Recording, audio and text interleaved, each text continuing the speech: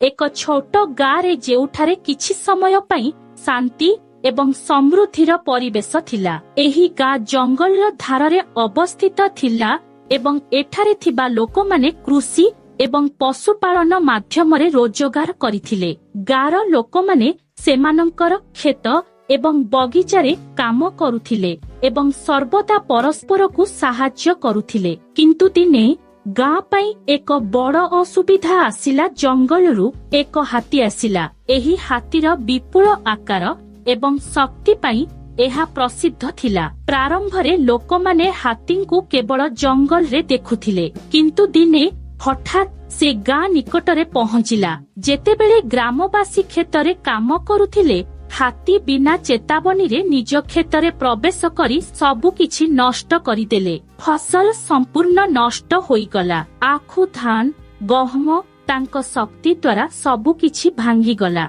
ग्रामवासी भयभीत होई कंपुथिले। प्रथमे सेमाने एहा एक घटना बोली भाबिथिले, किंतु जेतेबेले सेही हाथी प्रतिदिन गाँ निकटकू आसिबा सह खेतकू क्षति पहुंचाइबा आरंभ कला, सेतेबेले सेमानंकर भय बढ़िबाकू लागिला। सेमाने बुझिबाकू लागिले जे जदि एही हाथीटी एहीपरि आसे तेबे सेमानंक पई बंचिबा कष्टकर हेबो। गाँर लोकमाने एही समस्यार समाधान खोजिबाकू चेष्टा कले। सेमाने जानिथिले जे केवल भय द्वारा हाथी मानंकू तड़ी दिया जाई पारिबो नाही। अनेक चेष्टा परे से स्थिर कले जे हाथी को शांत करिबार सर्वोत्तम उपाय हेउछि ता सहित लढिबाकू पड़िबो। एथिपई से गाँर किछि साहसी युवकंकु एकत्र करी एक योजना प्रस्तुत करी हाथी सहित मुकाबिला करिबे बोली निष्पत्ति नेइथिले। गाँर युवक माने जंगल को जाई गाँ हाथींकु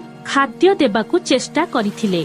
सर्वप्रथमे सेमाने तांकू किछि फल एवं ताजा सबुज घासर गुंड देले। हाथी प्रथमे आश्चर्य होई गले, किंतु परे से धीरे धीरे खाद्य सामग्री खाइले। एही परि भाबरे किछि दिन धरी से भल खाद्य खाइबार अभ्यास रे परिणत हेले एवं हाथी गाँरु धीरे धीरे ग्रामवासींक ठारु दूरेई जाई जंगल को जीवाकू लागिले। किंतु दिने हाथी क्रोध पुणी जଳି उठिला। से पुणी गाँ आडकू गले, किंतु एथर ग्रामवासी तांकू मनाइबा पई एक भल उपाय अवलंबन कले। से ताजा फल आखु एवं अन्यान्य जिनिसकू बहुत बड़ क्षेत्र रखिले, जहा द्वारा हाथी दृष्टि आकर्षण हेबो। एथिसह गाँर किछि लोक तांकू दूररू शांति रे देखुथिले। एही पद्धति सफल होइथिला। हाथी तांक भोककू संतुष्ट कले एवं एहा परे से जंगल को फेरी गले।